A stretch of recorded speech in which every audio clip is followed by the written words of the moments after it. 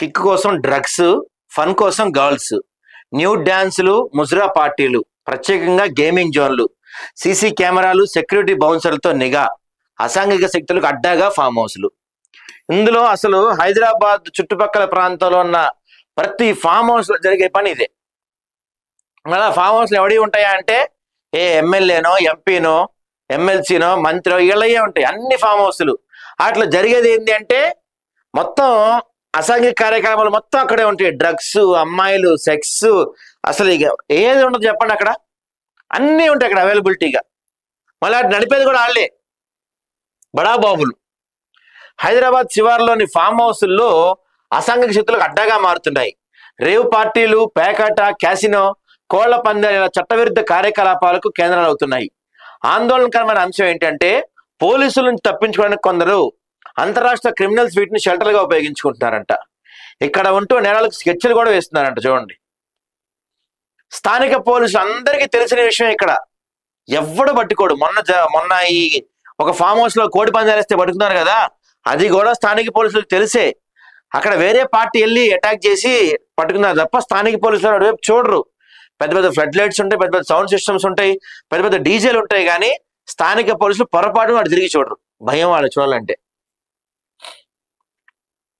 హైదరాబాద్ శివారులో 1000కి పైగా ఫామ్ హౌస్లు ఉన్నాయి.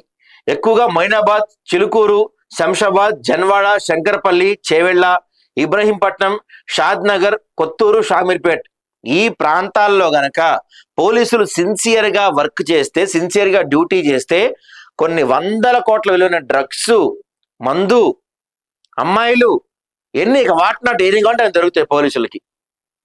వీళ్ళు పట్టించుకోరు కదా. వీళ్ళతో పాటు టాలీవుడ్ స్టార్లకు చెందిన ఫామ్ హౌస్లు, గెస్ట్ హౌస్లు కూడా ఉన్నాయంట. కొందరు యజమానులు వీటిలో పూలు, కొబ్బరి, పండ్ల తోటలు, కూరగాయలు పండిస్తుంటే మరికొందరు అద్దెలకు ఇస్తూ 2 చేతులు సంపాదిస్తున్నారు. ఫామ్ హౌస్ లోపల స్విమ్మింగ్ పూల్లు, కాటేజీలు, బ్యాంకెట్ హాళ్లు కట్టించి రోజుకు 25 నుంచి 35 వేల రూపాయలు అద్దెగా ఇస్తున్నారు. మరికొందరు లాడ్జీల్లా భవనాలు నిర్మించి ఒక గదిలో రోజుకి 3 నుంచి 8 వేల రూపాయల వరకు అద్దె వసూలు చేస్తున్నారంట. అధిక శాతం ఫామ్ హౌస్లు ప్రధాన రహదారికి చేరువలో కిలోమీటర్ నుంచి 4 కిలోమీటర్ల లోపలే ఉంటాయి. వీటిలోకి ఎవరెవరు వస్తున్నారు, ఏం చేస్తున్నారు ఎవరికి తెలియదు. గొడవలు జరిగినా, భారీ శబ్దాలు వినపడినా స్థానికులు పోలీసులకు ఫిర్యాదు చేస్తుంటారు. అప్పుడు మాత్రమే అందులో జరిగే తతంగం వెళ్ళలోకి వస్తుంది. వచ్చినప్పుడు పోలీసులు ఏం చేస్తారు, వస్తారు, అక్కడ మామూలు తీసుకొని వెళ్ళిపోతారు అంతే. పోలీసులు కూడా ఏం చేయరు అక్కడ. ఇదిగో అసలు ఇక్కడ ఏమేమి ఉంటాయంటే పేకాట నుంచి మొదలుకోనంట. తెలంగాణలో పేకాట క్లబ్బులకు పర్మిషన్ లేని నేపథ్యంలో జూదానికి అలవాటు పడిన కొందరు తెలంగాణ, కర్ణాటక సరిహద్దుల్లో ఉన్న క్లబ్బులకు వెళ్తున్నారు. అంత దూరం వెళ్ళలేని వారు ఫామ్ హౌస్లు, గెస్ట్ హౌస్ అద్దెకు తీసుకొని జూదం ఆడుతున్నారంట. వీరిలో రియల్టర్లు మొదలుకొని బడా వ్యాపారుల వరకు ఉంటారు. శని, ఆదివారాల్లో లక్షల రూపాయల చేతులు మారుతున్నాయని పోలీసు వర్గాలు చెప్తున్నారు.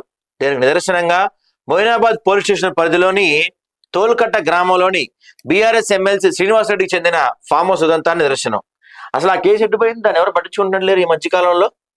ఇటీవల ఎస్ఓటి పోలీసులు దాడి చేసిన క్రమంలో 33 లక్షలకు పైగా నగదు, 64 పందెం కోళ్లు, వాటి కాళ్లకు కట్టే కత్తులు, పేక మొక్కలతో పాటు ₹1 కోటి పైగా విలువ చేసే క్యాసినో కాయిన్లు దొరికాయి. దాడికి ముందే పోలీసు వస్తున్నారన్న ముందు సమాచారంతో పదుల సంఖ్యలో జోదులు ఇక్కడి నుంచి పారిపోయారు. బీఆర్ఎస్ వర్కింగ్ ప్రెసిడెంట్ కేసీఆర్ బావమరిది రాజపాకలకు చెందిన జన్వాడలో ఉన్న ఫామ్ హౌస్ పై ఇటీవల పోలీసులు దాడి చేశారు.